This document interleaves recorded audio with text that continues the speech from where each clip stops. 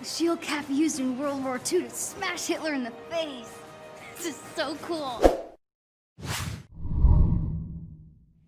So right from the start, let me just say that I can only review the single player portion of the game, while only touching upon the multiplayer a little bit. There is nobody that can review the full thing as of now, so you have to take it one step at a time. I will talk about my impressions of the multiplayer a little bit, but I am focusing mainly on what I've been able to do solo, which is beat the campaign and do a bunch of the missions with teaming up with various Avengers and seeing how the structure of the game flows. So with that in mind, let's get into this story. Now, most of you have probably seen the prologue mission or even played it during the beta, and that is more or less the start to the game. Although you do end up jumping right into the shoes of Kamala Khan, who is there for A-Day, as she is the point of view character for this entire game. And I think she really works as the point of view character because she's very much a fanboy of these characters, much like we're all fans of these characters as well buying this game. So in that way, this is a really good introduction for this character, who she is, and this brand new world that none of us are aware of. Now, of course, in the game, you're battling AIM. AIM has been up to various experiments. They're being led by MODOK, and it's up to you as Kamala to reassemble the Avengers. Over the course of the campaign, which will run you about 8 to 12 hours depending on how long you take and what you do on the side, you'll really have a varying degree of enjoyment, I would say. Now, why I say that is because this feels like it started as a single player game, because when you take on the role of Kamala, when you take on the role of Bruce Banner or Iron Man or Black Widow for their specific campaign missions, it feels like a very polished video game. But at some point it feels like they said, well, we have to be what everybody else is doing, which has become a games as a service, so build around that. And that's the disconnect in this game, where the single player game, I feel like I'm really having a good time understanding this world and building it out, is then infused with these open-ended areas that feel like they go against what exactly the game was trying to be at the beginning. And that's noticeable in almost every single part of the game. Now, that's not a knock against it. It does help the longevity of the game, but unfortunately, it does seem very apparent that there was multiple changes in direction to what this game was going to be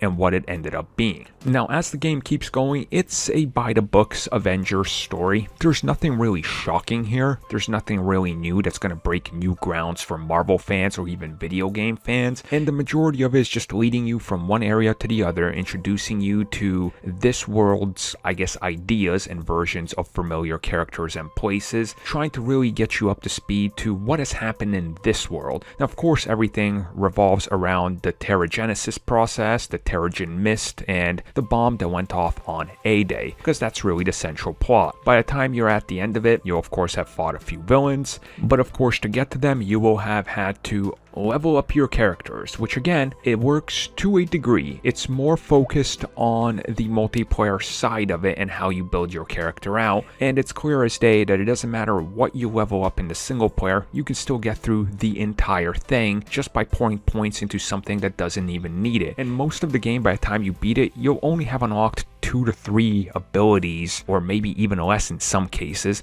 because again, it's all about the multiplayer. Leveling up your character is inconsistent, and that's a problem. When you play a game that's a games as a service or an MMO, you expect to go in and do things like raids, your weekly challenges, and you unlock better gear. You do that here as well, except here, there's no reflection of any of your hard work on your hero. You don't see how hard you worked for something. And this is further amplified by the fact that you don't even look at your gear. You don't need to ever look at your gear. You can literally hold a single button, it equips the next best gear, and you just keep on going. So again, that's a big problem. So what exactly is the hook to continue playing through every single mission and trying to get the best gear, best score, and everything, if there is no visible change? Again, some questionable choices, I think, go back to exactly what I said at the beginning of this. At one point, it was a single player game, then it changed course, and again, that seems to be showing everywhere. I have also run into quite a few glitches, and I've seen people post them online as well. People clipping through one another, enemies disappearing, getting stuck in geometry. Again, this is all standard fare for a games as a service type or an MMO, so nothing really bad here. It's what you've come to expect from games like this that play online. Now, playing online, as of a couple days into this game, it's been problematic to say the least. Constantly getting dropped out of connections, not being able to connect at all, and this is before the game ever went, worldwide. So again, there does seem to be some hurdles to get over, which hopefully they will fix in future patches. But ultimately, it comes down to how much do you enjoy these characters, who will you main, and how do they all play? And they all do play in a very similar way. Everybody has more or less the same exact combo: square, square, triangle, square, triangle, square, hold square, triangle, square, and everybody is going to do some variation of the same move. Now, of course, they do differentiate between themselves a little bit. Hulk punches a little harder, which is to be expected, but still, in this world, why do Thor and Hulk have to break the shield of a basic grunt before they can do a basic attack, when these two guys are literally supposed to be powerhouses? And the fact that if you're playing as Black Widow, you can just do as much damage to these basic grunts as either of the two bigger guys just doesn't make a lot of sense to me. And again, it goes back to a leveled playing field. The Hulk should, without any effort, be able to just stand there and take as much punishment as he can and not really go down. Unfortunately, it is a game. I have to balance everything out, so everybody kind of gets leveled out. And that